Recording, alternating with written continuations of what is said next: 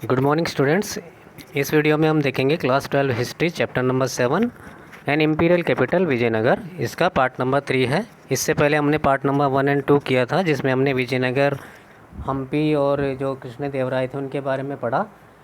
ठीक है। इसके अलावा हमने जो अमरनायक सिस्टम था वो भी देखा, फीचर्स ऑफ वाटर रिसोर्सेस और फीचर्स ऑफ फोर्टिफिकेशन, ये सब हमने पढ़ा था। ठीक है। तो बचा हुआ पार्ट हम इस वीडियो में करते हैं। तो बच्चों शुरू करते हैं। आज का पहला टॉपिक है द महानवमी डिब्बा। महानवमी डिब्बा क्या है, देखो। Based on the form of the buildings as well as their functions some of the structures have been assigned some names. तो कुछ बिल्डिंग के रूप के आधार पर, साथ ही उनके कार्यों के आधार पर जो कुछ संरचनाएं या बिल्डिंग्स हैं उनको उनके नाम दिए गए हैं। जैसे कि the Kings palace is the largest of the enclosures मतलब ऐसे भवनों में राजा का जो महल है वो सबसे बड़ा है। But was not used as royal residence, लेकिन जो किंग्स पैलेस जो था वह रॉयल रेजिडेंस या शाही निवास के या आवास के रूप में उसका प्रयोग नहीं किया जाता था। It has 2 platforms. तो किंग्स पैलेस थे उसके 2 प्लेटफॉर्म थे या 2 मंच थे। पहला मंच था द ऑडियंस हॉल। ठीक है। ऑडियंस हॉल मतलब सभा मंडप। दूसरा है द महानवमी डिब्बा। ठीक है। ऑडियंस हॉल क्या है, देखो। The audience hall is a high platform which slots for wooden pillars eight close and regular intervals. मतलब ऑडियंस हॉल या सभा मंडप में जो कि एक ऊंचा मंच था या ऊंचा प्लेटफॉर्म था, जिसमें कि एक नियमित अंतराल पर लकड़ी के खंभे लगे हुए थे, जो कि उसके बीच में जो स्लॉट थे उसके अंदर लगे हुए थे। It had a staircase going up to the second floor. और उसके साथ ही लगी हुई लकड़ी की स्टेयर केस भी थी, मतलब सीढ़ियाँ भी थी, जो कि विच रेस्टेड ऑन दीज पिलर्स, जो कि इन पिलर्स की या स्तंभों की या खंभों के सहारे टिकी हुई थी। अब महानवमी डिब्बा क्या है। The Mahanavami Dibba is a massive platform rising from a base of about 11,000 square feet to a height of 40 feet.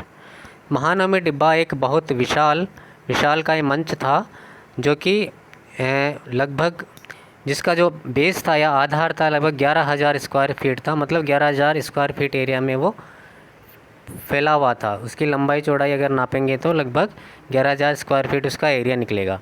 And to a height of 40 feet. और उस प्लेटफॉर्म की जो ऊंचाई थी वो लगभग 40 फीट थी। There is evidence that it supported a wooden structure. और ऐसे भी सबूत हमें मिले हैं कि इस पर एक लकड़ी की संरचना भी बनी हुई थी।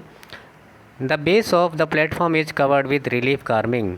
और जो उसका आधार था वह जो प्लेटफॉर्म या जो मंच था उसका आधार मतलब नक्काशी या उभारदार जो उत्कीर्णन या डिज़ाइन जो होती है, कार्विंग, नक्काशी से पूरी तरह सजा हुआ या पड़ा हुआ था। मतलब उसमें डिज़ाइन बने हुए थे।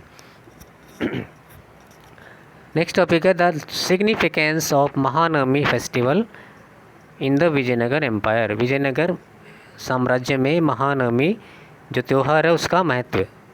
The Mahanavami festival was celebrated with great enthusiasm in Vijayanagar empire. Vijayanagar साम्राज्य के अंतर्गत जो महानवमी यानी नवरात्रि या जो दशहरे का त्यौहार होता है उसको बड़े जोश और उत्साह के साथ मनाया जाता था। Literally Mahanavami means the great 9th day. Mahanavami का शाब्दिक अर्थ है महान नवा दिन। Mahanavami is a 10 day Hindu festival. Mahanavami एक 10 दिन का हिंदू त्यौहार है जो 10 दिन तक मनाया जाता है ड्यूरिंग सितंबर एंड अक्टूबर। मतलब कभी एक सितंबर में आता है, कभी अक्टूबर में आता है। नॉन वेरियसली एज दशहरा, जिसको अलग अलग जगह पर अलग अलग नामों से पहचाना जाता है। जैसे कि नॉर्थ इंडिया में इसको दशहरे के नाम से मनाया जाता है, और बंगाल में इसको दुर्गा पूजा के नाम से, और दक्षिण भारत में यानी पेनिनसुलर इंडिया में जो कि प्रायद्वीपीय भारत है, साउथ इंडिया, वहाँ पर इसको नवरात्रि या महानवमी के नाम से मनाया जाता है। The Vijayanagar king displayed their prestige, power and suzerainty on this occasion. और इस अवसर पर विजयनगर के जो राजा होते थे अपनी प्रतिष्ठा, शक्ति और पराक्रम का प्रदर्शन करते थे। The ceremonies performed on the occasion included worship of image, worship of the state horse and the sacrifice of buffaloes and other animals. अब इस अवसर पर क्या क्या, इस समारोह पर क्या क्या जो कार्यक्रम आयोजित होते थे वो सुनिए। देखिए, सबसे पहले इसमें मूर्ति पूजा की जाती थी। इसके अलावा जो स्टेट हॉर्स होता था, राज्य घोड़ा होता था, उसकी पूजा की जाती थी। इसके साथ ही भैंसे की और दूसरे जानवरों की बलि भी दी जाती थी। नेक्स्ट टॉपिक है the significance of Mahanavami festival in the Vijayanagar empire. उसी का अगला पार्ट है ये, पिछले टॉपिक का ही अगला पार्ट है ये। Dances, wrestling matches and processions of caparisoned horses, elephants and chariots and soldiers, as well as ritual presentations before the king and his guest by the chief nayakas and subordinate kings marked the occasions। इस अवसर पर मतलब dance वगैरह, नृत्य वगैरह भी की जाती थी, कुश्ती के मैच होते थे। इसके अलावा सजे हुए घोड़े, हाथी और रथ और सैनिक भी, मतलब इनकी शोभा यात्रा या प्रोसेसन निकाला जाता था। As well as ritual presentations before the king. इसके अलावा जो राजा होता था उसको उपहार स्वरूप कुछ औपचारिक भेंट या उपहार भी दिया जाता था, ठीक है, राजा को और उसके अतिथियों को। किनके द्वारा? बाय द चीफ नायकास, जो कि मुख्य नायक होता था, और सबऑर्डिनेट किंग, जो राजा के जो अधीनस्थ और दूसरे राजा होते थे उनके द्वारा वो दिए जाते थे, जिनके द्वारा जो राज्य जो त्यौहार था उसके मुख्य आकर्षण का केंद्र थे ये सारे कार्यक्रम उसमें होते थे। These ceremonies were imbued with deep symbolic meanings. और ऐसे समारोह के बहुत ही गहन सांकेतिक अर्थ होते थे। On the last day of the festival the king inspected his army and the armies of the nayakas in a grand ceremony in an open field. तो त्यौहार के अंतिम दिन राजा एक ओपन फील्ड में बैठ जाता था और वह अपनी सेना, साथ ही नायकों की सेना का जो आयोजन होता था उसका निरीक्षण करता था, जो कि एक भव्य समारोह के रूप में खुले मैदान में करवाया जाता था। On this occasion the nayakas brought rich gifts for the king as well as the stipulated tribute. इस अवसर पर जो नायक होते थे, सेना नायक, वो राजा के लिए बड़े अच्छे उपहार लाते थे, साथ ही जो राजा के लिए जो निर्धारित कर या टैक्स जो होता था वो भी उनको देते थे। नेक्स्ट टॉपिक है other buildings in the royal center. शाही केंद्र या राजकीय केंद्र में दूसरी बिल्डिंग्स या इमारतें। One of the beautiful buildings in the royal center is the lotus Mahal. तो शाही केंद्र में जो दूसरी सुंदर भवन थे उनमें एक मुख्य भवन था लोटस महल या Kamal Mahal. According to Mackenzie it may have been a council chamber. और मैकेंजी के अनुसार यह एक काउंसिल चैम्बर या परिषदीय सदन हो सकता है। A place where the king met his advisers, जहाँ पे राजा अपने सलाहकारों से मिलकर सलाह मशवरा करता था। One of the most spectacular buildings found in the royal center is the Hazara Ram temple. तो शाही केंद्र में एक और दूसरी सबसे शानदार बिल्डिंग जो हमें देखने को मिली है वह है हज़ारा राम टेम्पल या Hazara Ram Mandir. This was probably meant to be used only by the king and his family. तो हज़ारा राम टेम्पल शायद एक ऐसा मंदिर था जिसको केवल राजा और उसके परिवार के लोग प्रयोग करते थे या उसमें वो पूजा करते थे, बाकी और कोई उसमें आ नहीं सकता था। नेक्स्ट टॉपिक है the sacred center. Traditions about the sacred center. The hills of northern region sheltered the monkey kingdom of Vali and Sugriva mention in the Ramayana. तो आपने रामायण और महाभारत में देखा होगा कि सुग्रीव और वाली दो वानर भाई थे जो कि आपस में लड़े थे राज्य के लिए। तो जो विजयनगर एम्पायर की जो हिल्स थी जो नॉर्दर्न रीजन में थी, वहाँ पर उन्होंने, उस पहाड़ी ने वाली और सुग्रीव के राज्य को शेल्टर मतलब उसको शरण दी थी मतलब वाली और सुग्रीव का राज्य भी वहीं उन्हीं विजयनगर की जो पहाड़ियाँ थी वहाँ पर उनका राज्य था, जो जिनका हम वर्णन रामायण में भी सुनते हैं। अदर ट्रेडिशन सजेस्ट दैट पंपा देवी, और दूसरी परंपराएं ये भी अन्य मान्यताओं के अनुसार जो वहाँ की लोकल मदर गॉडेस थी पंपा देवी, ठीक है, the local mother goddess did penance in these hills in order to marry Virupaksha, the guardian deity of the kingdom, also recognized as a form of Shiva. तो दूसरी परंपराएं हमें सजेस्ट ये सुझाव देती है या जिससे हमें पता पड़ता है कि जो विजयनगर की जो लोकल मातृ देवी थी जिनका नाम था पंपा देवी, उन्होंने भगवान शिव के रूप विरूपाक्ष, ठीक है, विरूपाक्ष से शादी करने के लिए उन्होंने विजयनगर की जो पहाड़ियाँ थी उन पर गहन तपस्या की थी, ठीक है, ताकि वो विरूपाक्ष को खुश कर दे और उनसे शादी कर ले। विरूपाक्ष थे विजयनगर के गार्डियन डिएटी, मतलब संरक्षक देवता, और पंपा देवी थी, पंपा देवी कौन थी? लोकल मदर गॉडेस थी, मतलब विजयनगर की या हम्पी की स्थानीय मातृ देवी थी। तो वो चाहती थी कि वो विरूपाक्ष से शादी कर ले, इसीलिए उन्होंने वहाँ की पहाड़ियों पर तपस्या की थी। नेक्स्ट टॉपिक है features of the temples of Vijayanagar, Vijayanagar के मंदिरों की विशेषताएं। The Vijayanagar kings encourage temple buildings as it conveyed a divine association between the deity and the king. अब विजयनगर के जो रूलर्स थे, राजा थे, वो हमेशा मंदिर बनवाने पर जोर देते थे, उनको प्रोत्साहन देते थे, क्योंकि इससे उनके राज्य को राजा के साम्राज्य को भगवान के साथ जोड़ने में बड़ा उनको मतलब एक डिवाइन एसोसिएशन या उनकी जो देवीय शक्ति का अभाव होता था, ताकि वो अपने आप को देवता के शासन के साथ जोड़कर बता सके कि वो उन्हें देवता का आशीर्वाद मिला है रूल करने के लिए। The Vijayanagar kings claimed to rule on behalf of the god Virupaksha, और विजयनगर के शासक ये दावा करते थे कि वो भगवान विरूपाक्ष जो वहाँ के संरक्षक देवता या गार्जियन डिएटी थे, उनके बिहाफ पर वो विजयनगर पर रूल कर रहे हैं, ऐसा वो क्लेम करते थे। ऑल रॉयल ऑर्डर्स वर साइंड श्री विरूपाक्ष, और जो भी जितने भी शाही ऑर्डर या आदेश होते थे उन पे श्री विरूपाक्ष का निशान या चिन्ह लगा होता था, usually in the Kannada script, जो कि मुख्यतः कन्नड़ भाषा की लिपि में लिखा होता था। Rulers also indicated their close links with the gods by using the title Hindu Suratrana. तो जो शासक थे विजयनगर के, उन्होंने भी संकेत दिए कि उनके संबंध भगवान के साथ बिल्कुल निकट संबंध वाले हैं, क्लोज रिलेशन वाले हैं, जैसे कि और कुछ ऐसे टाइटल वो अपनाते थे जिससे पता पड़ता था कि उनके लिंक भगवान के साथ है, जैसे कि हिंदू सूरत राणा, ऐसे टाइटल वो ग्रहण करते थे, ठीक है।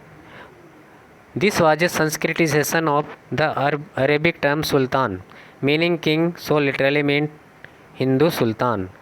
तो हिंदू सूरत राणा का ये इसको संस्कृतिकरण किया गया, मतलब ये संस्कृत अनुवाद है, जो कि अरबी भाषा का शब्द है सुल्तान, उसको संस्कृत भाषा में हिंदू सूरत राणा बताया गया है, जिसका शाब्दिक अर्थ है सुल्तान, या जो अरबी भाषा में जिसको सुल्तान कहा जाता है, जिसका अर्थ है किंग या राजा। So literally meant Hindu sultan, जिसका मतलब है हिंदू सुल्तान या हिंदू राजा। The Vijayanagar kings made grants to temples, Vijayanagara के राजा मंदिरों को ग्रांट्स या अनुदान भी देते थे। Temples developed as a centre of social and cultural activity, अब मंदिर भी विजयनगर के जो मंदिर थे वो सामाजिक और सांस्कृतिक गतिविधियों के केंद्र के रूप में विकसित हुए थे। The kings visit to the temples were important occasions and he was accompanied by nayakas, और राजा जब भी मंदिर जाता था तो वह एक महत्वपूर्ण अवसर बन जाता था, क्योंकि उसके साथ उस समय राजा के साथ उसके नायक या मंत्री और सेना नायक वगैरह भी साथ होते थे। During this period certain new features were evident in the temple architecture, और इस समय के दौरान कुछ नए मंदिर स्थापत्य में कुछ नए विशेषताएं और कुछ नए लक्षण स्पष्ट देखने को मिलते हैं।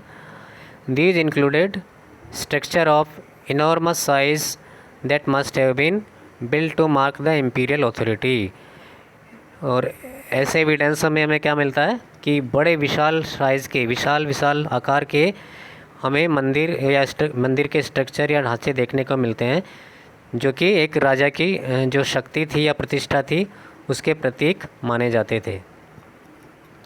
One of the best example is rayas gopuram और royal gateways that often dwarfed the towers on the central shrines. और ऐसा एक विशाल स्ट्रक्चर का एक उदाहरण हमें देखने को मिलता है रायाज गोपुरम में, जो कि विशाल जो गोपुरम या रॉयल गेटवे जो बनवाते थे, ठीक है, शाही तोरण द्वार या प्रवेश द्वार, जो कि जो सेंट्रल श्राइन होती थी या जो मुख्य मंदिर होते थे उनके पास में जो टावर होती थी या मीनारें जो होती थी उनसे भी बड़े होते थे, जो कि उन मीनारों को भी बिल्कुल बौना साबित कर देते थे। मतलब मीनारों से भी बड़े बड़े उनके एंट्री गेट या रॉयल गेटवेज होते थे जिनको गोपुरम कहा जाता था, जिसकी वजह से मंदिरों की सेंट्रल श्राइन या मुख्य मंदिर जो होती थी उनकी भी जो मीनारें वो थी वो बिल्कुल बौनी प्रतीत होती थी, बिल्कुल छोटी दिखती थी। These gopurams signaled the presence of the temple from a great distance। अब ये जो गोपुरम जो होते थे बड़ी दूर से भी दिख जाते थे और ये ऐसे सिग्नल देते थे, मतलब ऐसे संकेत देते थे कि पास में ही एक मंदिर है, जिससे जब गोपुरम किसी को भी दिख जाता था तो मतलब पता पड़ जाता था कि यहाँ आस पड़ोस में ही एक बड़ा भव्य मंदिर है। These towering gateways also reminded about the power of the king who could command the resources, techniques and the skill that was required for construct them। तो ये जो टावरिंग गेटवेज होते थे, बड़े विशाल जो गेटवेज या प्रवेश द्वार होते थे, वो हमें ये भी याद दिलाते थे कि उस समय राजा कितने ताकतवर और शक्तिशाली और सक्षम होते थे, जो कि जिनके पास इतनी तकनीक और संसाधन थे, साथ ही उनके कौशल की स्किल और कौशल जिसकी वजह से वो इतने भव्य विशाल मंदिर और गोपुरम या गेटवे बनवाने में सक्षम हो पाए।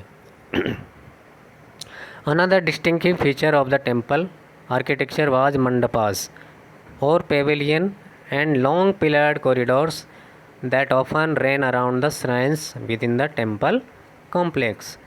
तो एक दूसरी जो विशिष्ट विशेषता हमें देखने को मिलती है मंदिर स्थापत्य में, वो मंडप या पेवलिन, जो कि बिल्कुल बड़े लंबे और पिलर्ड कॉरिडोर, जो कि लंबे और स्तंभों वाले गलियारों में, जिसके चारों ओर गलियारों के चारों ओर, जो कि मंदिरों के दोनों ओर वो होते थे, ठीक है, with in the temple complex, जो कि मंदिर परिसर के दोनों तरफ जो पिलर्ड स्तंभ होते थे या पिलर्ड कॉरिडोर होता था उसके बीच में होता था।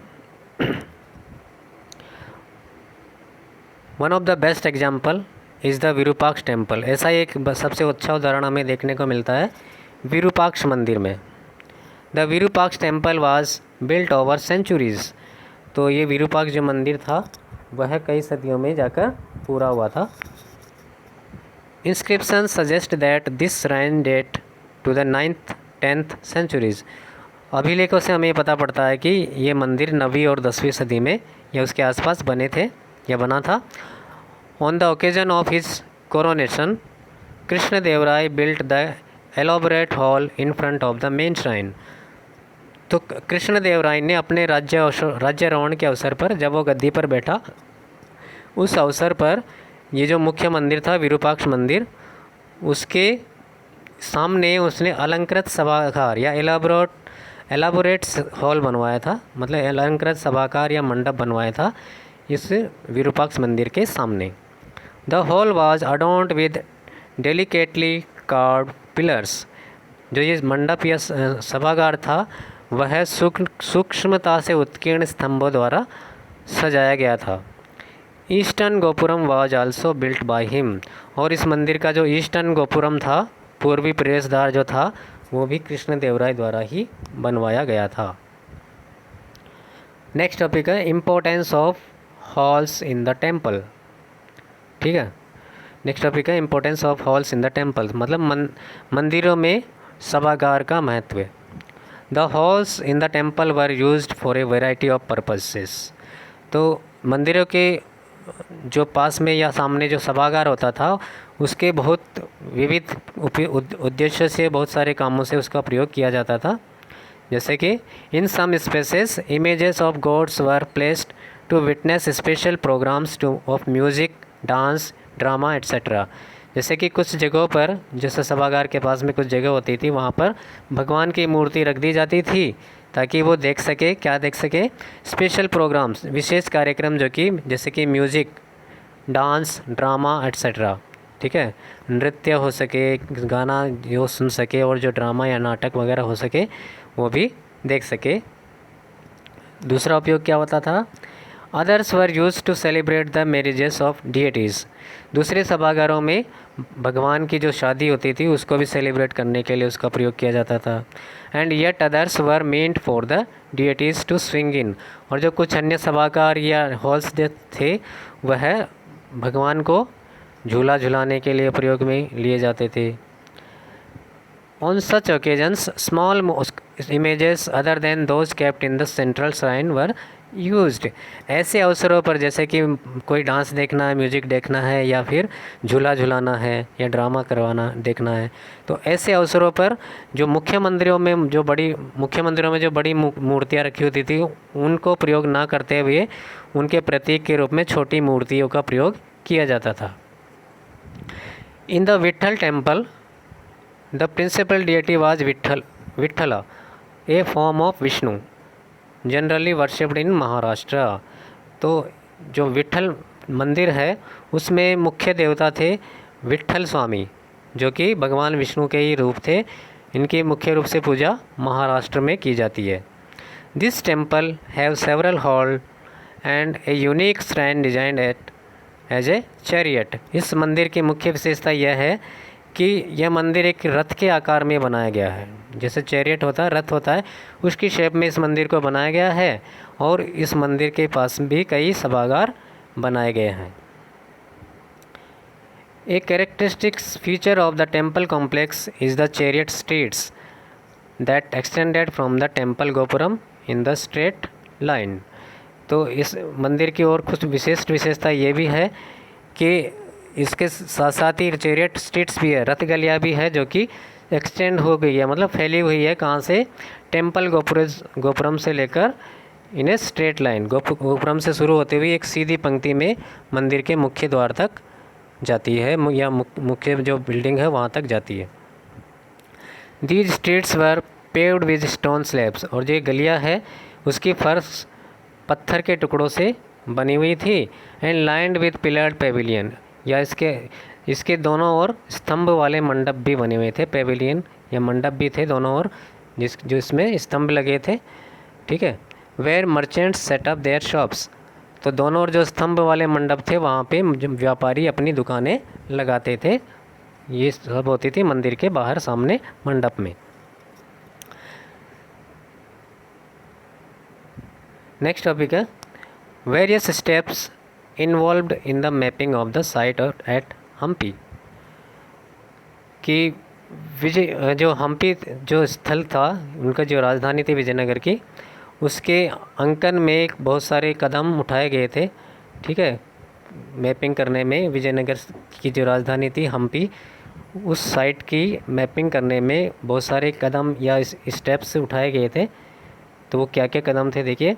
The first step was to divide the entire area into a set of 25 squares, each designated by a letter of the alphabet. कि इसमें सबसे पहला स्टेप या कदम जो उठाया वो था कि संपूर्ण हम्पी के एरिया को उन्होंने 25 स्क्वायर्स में बांट दिया। संपूर्ण जो विजयनगर की राजधानी थी हम्पी, उसको 25 स्क्वायर में बांट दिया, और हर स्क्वायर को उन्होंने एक अल्फ़ाबेट के नाम से संबोधित किया। ठीक है, फिर क्या किया? Then each of the small square was sub divided into a set of even smaller squares. अब जो 25 इन्होंने स्क्वायर बनाए, इन 25 स्क्वायर्स को भी बड़े छोटे छोटे स्क्वायर्स में और सब डिवाइड कर दिया और मतलब छोटे टुकड़ों में बांट दिया, ठीक है। Each of these smaller squares were further sub divided into yet smaller units. अब जो इन्होंने 25 के टुकड़े करके छोटे बनाए, अब जो छोटे टुकड़े हो गए इनको भी उन्होंने और ज़्यादा छोटे टुकड़ों में या छोटी इकाइयों में बांट दिया, ताकि बिल्कुल छोटे छोटे एरिया सबके कवर में आ जाए और उससे पूरी हम्पी की मैपिंग अच्छे से हो जाए। These detailed surveys have been extremely painstaking. अब जो डिटेल सर्वे उन्होंने किया, विस्तृत जो सर्वेक्षण किया, ये बहुत ही पेनस्टेकिंग मतलब बहुत ही मेहनत वाला या श्रम साध्य या परिश्रम वाला काम था। And have recovered thousands of structure, लेकिन इस परिश्रम की वजह से बहुत बड़ी संख्या में, हज़ारों की संख्या में हमें स्ट्रक्चर या संरचनाएं या बिल्डिंग्स बरामद हुई है, हमें मिली है। फ्रॉम टाइनी श्राइन, जिसमें छोटे छोटे मंदिर से लेकर रेजिडेंसेस लोगों के घर, टू एलेबोरेट टेम्पल्स, जिसमें विशाल अलंकृत मंदिर तक भी हमें मिले हैं। मतलब उनको पुरातत्ववेत्ता को खोज में मिले हैं। छोटे छोटे मंदिरों से लेकर लोगों के घरों से लेकर विशाल भव्य मंदिर भी देखने को उनको मिले हैं। नेक्स्ट टॉपिक है buildings as a source of information. जो इमारतें होती है वो सूचना के स्रोत के रूप में। Buildings provide useful information in understanding the past. जो भवन या इमारतें होती है वह हमारे अतीत को या भूतकाल को समझने में महत्वपूर्ण सूचना उपलब्ध करवाती है। Buildings that survive tell us about the ways spaces were organised and used, how they were built, with what materials and techniques. तो जो भवन जो सर्वाइव कर गई, मतलब जो बच गई, वो हमें ये बताती है कि उस समय खाली जगह का प्रयोग उन्होंने वहाँ के उस समय के लोगों ने कैसे किया होगा, और उसके तरीक़ों के बारे में भी बताते हैं। और हाउ दे वर बिल्ट, और उनको किस तरह बनाया गया होगा। With what materials and techniques, और उसमें कौन कौन सा उन्होंने निर्माण सामग्री या मटेरियल लगाया था और उसमें इन बिल्डिंग्स को बनाने में उन्होंने कौन सी टेक्निक या तकनीक का प्रयोग किया था, ठीक है। We can assess the defense requirements and military preparedness of a city by studying its fortification। तो हम किसी भी बिल्डिंग की वी कैन असेस, हम समझ सकते हैं कि किसी भी बिल्डिंग की डिफेंस या डिफेंस रिक्वायरमेंट मतलब रक्षा संबंधी जो ज़रूरतें होती है, एंड मिलिट्री प्रिपेयर्डनेस मतलब सैनिक तैयारियाँ ऑफ द सिटी, शहर की क्या क्या तैयारियां होनी चाहिए रक्षा के संबंध में और सैनिक तैयारियों के संबंध में, ये भी हमें बिल्डिंग से जानकारी मिलती है बाय स्टडिंग इट्स फोर्टिफिकेशन, ठीक है। तो शहर की जो फोर्टिफिकेशन या किलेबंदी होती है उसके अध्ययन से हमें ये पता पड़ जाता है कि उस शहर में क्या क्या ज़रूरतें होंगी सैनिक तैयारी के लिए और रक्षा से संबंधित, सुरक्षा से संबंधित तैयारियों के लिए। Buildings also tell us about the spread of ideas and cultural influence if we compare them with buildings in other places. अब जो बिल्डिंग्स या इमारतें हैं वो हमें लोगों के विचारों के बारे में भी बताते हैं या लोगों विचारों के फैलाव के बारे में भी बताते हैं। इसके साथ ही कल्चरल इन्फ्लुएंस मतलब सांस्कृतिक जो प्रभाव होती है, यदि हम उनकी तुलना करते हैं दूसरी जगह की इमारतों के साथ में। They convey ideas with the buildings of their patrons wished to project.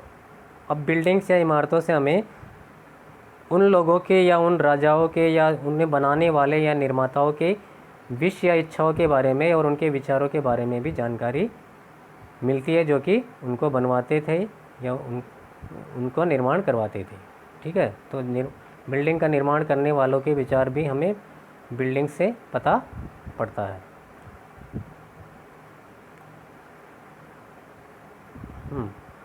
बच्चों लास्ट टॉपिक आ गया है travellers who visited the Vijayanagar empire. ये आपकी बुक का, आपके चैप्टर का लास्ट टॉपिक है। विजयनगर एम्पायर में कौन कौन से यात्री आए थे घूमने के लिए, ये देखिए इसमें। Several travellers visited the city of Vijayanagar and left their travel account. बहुत सारे यात्री विजयनगर आए और उन्होंने अपना यात्रा वृत्तांत वहाँ छोड़ा या लिखा है। नोटेबल अमंग देम आर, और उनमें से सबसे महत्वपूर्ण और प्रसिद्ध यात्री इस प्रकार है। Italian trader Nicolo de Conti, an ambassador named Abdul Razzaq sent by the ruler of Persia, and a merchant named Afanasii Nikitin from Russia.